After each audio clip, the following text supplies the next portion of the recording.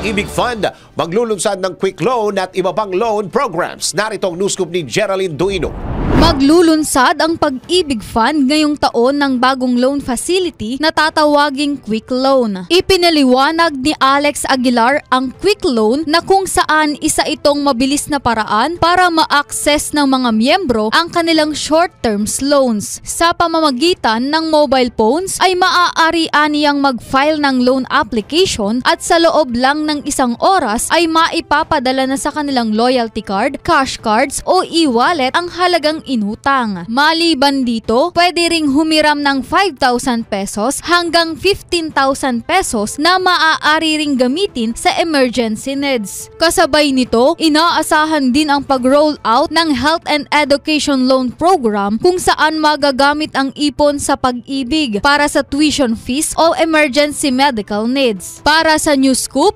Geraldine Duino, nagbabalita ng tama, naglilingkod ng tama.